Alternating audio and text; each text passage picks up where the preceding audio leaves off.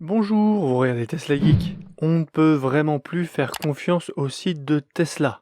Jeudi 14 février, en fin de soirée, je publiais une vidéo sur la suppression du chargeur mobile à la livraison. En effet, comme je vous le montrais à l'écran, la fiche produit du chargeur en question sur le shop Tesla indiquait que les véhicules commandés à partir du 15 juillet, c'est-à-dire le lendemain de ma vidéo, ne seraient plus livrés avec le chargeur mobile en Europe, nécessitant donc de l'acheter si on en a besoin, et en Europe il est très utilisé, que ce soit en moyen de recharge principal ou occasionnel.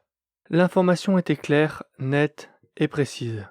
C'est déjà le cas aux États-Unis depuis le 17 avril, et comme aux États-Unis, Tesla a baissé le prix de son chargeur. Pourquoi cette vidéo ? Eh bien, tout simplement parce que depuis que j'ai publié ma vidéo, Tesla a changé d'avis et continuera bien à livrer ses autos en Europe avec le chargeur mobile.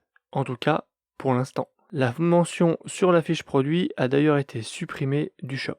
Voilà qui est une excellente nouvelle. L'info a été relayée par Cédric et Camille en VE sur leur chaîne. Je vous invite à regarder leur vidéo très bien faite qui refait la chronologie sur cette affaire avec la participation du site Frandroid qui aurait eu l'honneur d'avoir été contacté par Tesla à ce sujet.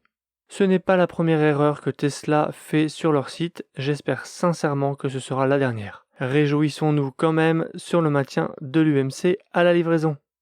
J'aurais pu faire un post dans la partie communauté de la chaîne, mais comme elle n'est pas consultée par tout le monde, j'ai préféré faire cette vidéo complémentaire. Je n'ai pas pu la faire avant car j'ai eu un week-end un peu chargé comme vous avez pu le voir si vous me suivez sur Instagram. Aujourd'hui, on prend la voiture, direction le festival de musique Lollapalooza à Paris. Il y aura pas mal d'artistes avec en tête d'affiche le groupe Imagine Dragon et le DJ numéro 1 mondial et français David Guetta. Ça y est, je suis arrivé, j'ai réussi à me garer. Je voulais vous montrer ma conso. Donc 234 km et une conso moyenne de 157. Quand je suis sorti de l'autoroute, j'étais à 162, donc c'est vraiment, je trouve, une super conso. En termes de route, pas grand monde sur l'autoroute. Après, ça se densifie sur le périph'. C'était quand même fluide. Et bien maintenant, direction le concert. Je me suis rendu en Tesla au festival Lollapalooza qui se déroule dans l'hippodrome de Longchamp à Paris. J'ai eu la chance d'avoir des invitations All Access, ce qui m'a permis de vivre ce festival de l'intérieur au plus près des artistes. Pour des raisons évidentes de droit, je ne peux pas diffuser la musique, du coup je vais vous mettre une sélection de passages sans musique afin de vous permettre de juger de la très grosse ambiance du concert de clôture. Avec la pandémie, ça faisait 3 ans que je n'avais pas fait de festival ou de concert, ça m'a fait un bien fou.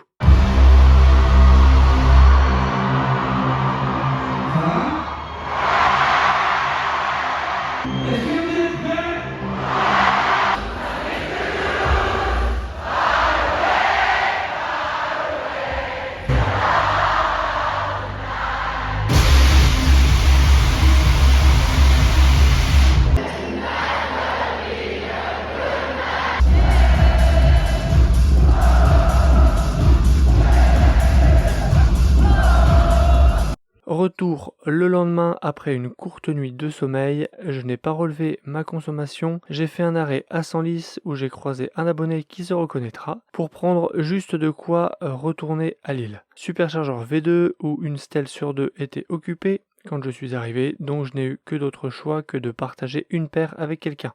J'ai ensuite fait une courte pause au superchargeur de l'Équin pour remonter à 70% afin d'aborder sereinement la semaine à venir. J'y ai discuté avec un Belge très sympa qui est en attente de la livraison de sa Model S nouvelle version. Après avoir fait 200 000 km avec une première Model S, puis 180 000 km avec son Model X actuel.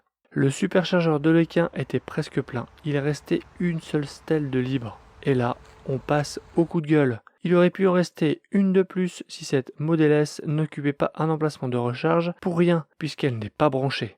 Après discussion avec des habitués de ce superchargeur, c'est une habitude. Il y a plusieurs Model S qui appartiendraient à la même société de VTC qui, à tour de rôle, viennent se garer sur cet emplacement de supercharge sans se brancher.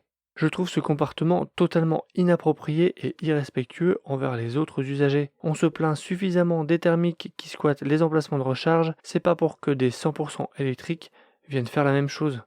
Vous avez été plusieurs à me dire « sa trappe est ouverte, il faut le brancher, vu que le soc est plein, il aura des frais d'occupation injustifiés ». Cette vieille Model S a sûrement la supercharge gratuite, et peut-être même pas de CB relié à son compte Tesla. J'ai donc cette question que j'adresse à ceux qui ont ou ont eu une Model S ou X avec superchargeur gratuit. Sans CB relié au compte, avez-vous déjà été facturé de frais d'occupation injustifiés? S'il vous plaît, ne répondez que si vous êtes certain de la réponse via une expérience personnelle.